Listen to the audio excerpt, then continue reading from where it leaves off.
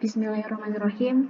Assalamualaikum warahmatullahi wabarakatuh. Perkenalkan, nama saya Abidia Masrura dengan NIM 2014110147, Prodi Perbankan Syariah kelas A. Baik, di video kali ini saya akan membahas tentang contoh kasus dari analisis regresi linear berganda menggunakan SPPS. Langsung saja kita ke contoh soal.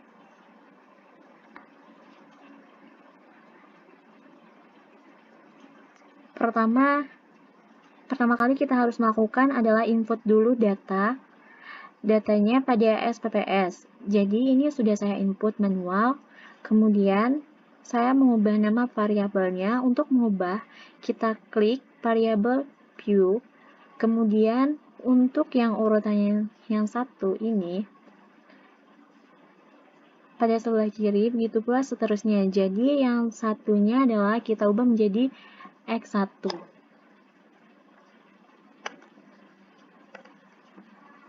Dan yang kedua, kita ubah jadi X2. Dan yang ketiga, kita ubah jadi Y.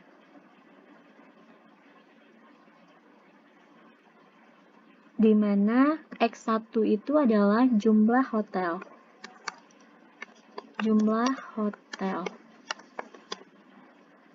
Dan yang kedua itu adalah jumlah restoran. Dan yang ketiga adalah pendapatan asli daerah.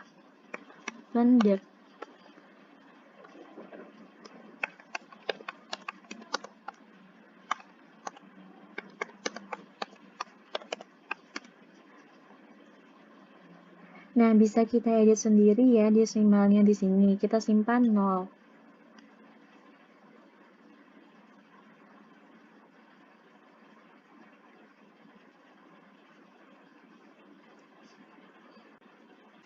Langkah yang pertama kali kita lakukan untuk mengetahui apakah ada pengaruh antara jumlah hotel dan jumlah restoran terhadap pendapatan asli daerah. Langsung saja.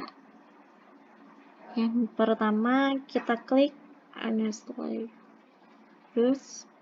kemudian Regression, dan klik Linear.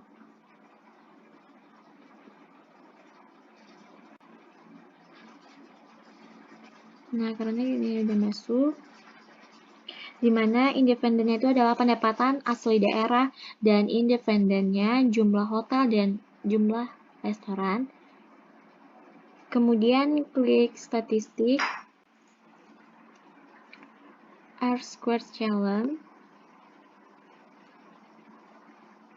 dan ini koefisien determinasinya, jadi kita juga keluarkan karena nanti kita membutuhkan ini. Kemudian continue dan klik OK. Nah, inilah hasil dari SPPS, perhitungan SPPS. Jadi kita tidak perlu lagi menghitung secara manual. Langsung muncul tabel ANOVA-nya dan inilah nilai UJF-nya. UJF atau simultan, cara yang pertama yaitu menentukan hipotesis H0 banding beta 1 sama dengan beta 2 sama dengan 0. Jumlah hotel dan jumlah restoran tidak berpengaruh terhadap pendapatan asli daerah. H1 banding beta 1 tidak sama dengan B2 tidak sama dengan 0. Jumlah hotel dan jumlah restoran berpengaruh terhadap pendapatan asli daerah. Yang kedua, menentukan taraf nyata, biasanya menggunakan alfa sama dengan 0,05.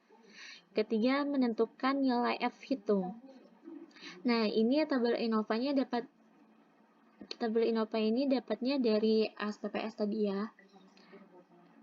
Yang keempat, menentukan nilai F tabel. F tabel sama dengan F alpha K N dikurang K dikurang 1 sama dengan F alpha. Alpha-nya tadi kan sama dengan 0,05. Nah, jadi hasil yang ini 2,5 sama dengan hasilnya 5,79. Mengapa dapat 5,79? Karena kita lihat download di Google ya, tabel F. Nah, dapatlah hasil ini.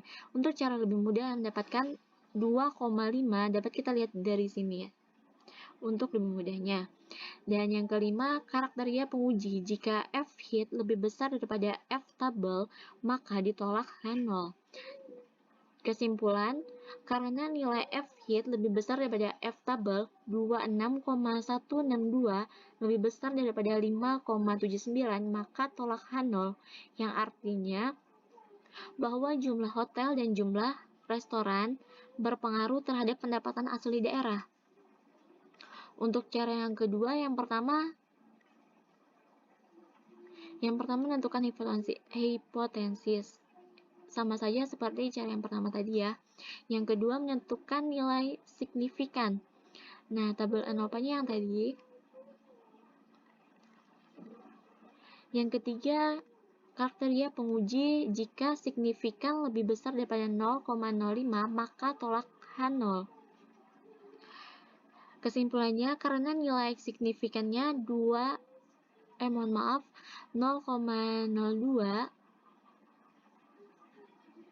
jadi nilai signifikannya lebih kecil daripada 0,05, maka tolak H0, yang artinya bahwa jumlah hotel dan jumlah restoran berpengaruh terhadap pendapatan asli daerah. Untuk menentukan persamaan regresi linear berganda, kita dapat melihat pada tabel yang pada uji T. Uji T tadi jadi koefisien. Nah, di sini terdapat nilai koefisiennya, di mana di sini ada konstan atau biasanya disebut B0. Kemudian jumlah hotel B1 dan jumlah restoran B2, dan nilai penduganya yaitu ini Y penduga. Y duga sama dengan min 22,760 ditambah dengan jumlah hotel atau B1 0,561 ditambah 0,140 dengan nilai jumlah restoran, atau seperti yang di bawah ini. Dapat kita lihat bawah ini ya.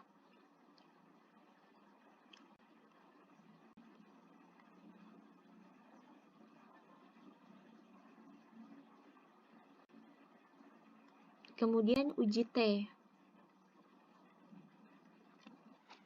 Selanjutnya dengan menggunakan tabel yang sama. Tabel ini kan mengandung T, jadi uji T tadi itu adalah uji satu-satu. Ya, bedakan antara uji F dan uji T, di mana uji F adalah uji seluruh atau uji secara bersama, sedangkan uji T itu adalah uji satu-satu. Namun untuk mengambil kesimpulan, karena kita menggunakan SPPS, kita tidak memperhatikan lagi nilai T hitungnya, karena jika kita memperhatikan nilai T hitung, kita akan membandingkan nilai T hitung ini terhadap nilai T tabel.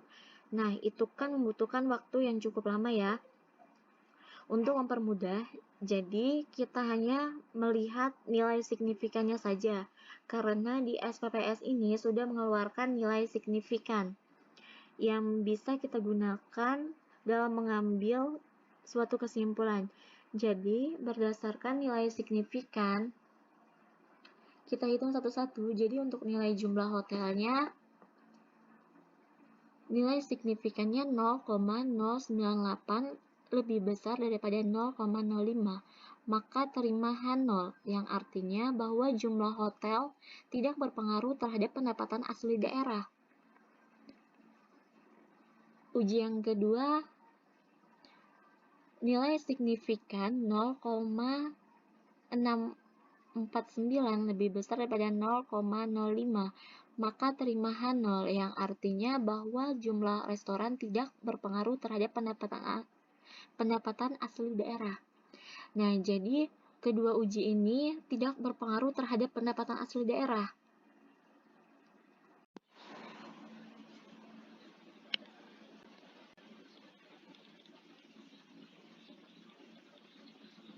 Nah, jadi selanjutnya kita menghitung eddy square r squared-nya.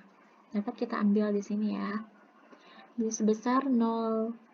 Jadi cukup besar ya pengaruhnya itu sebesar 87,8%. Sedangkan yang lainnya 12,2%. Oleh faktor lainnya yang tidak ikut diteliti dalam kasus ini.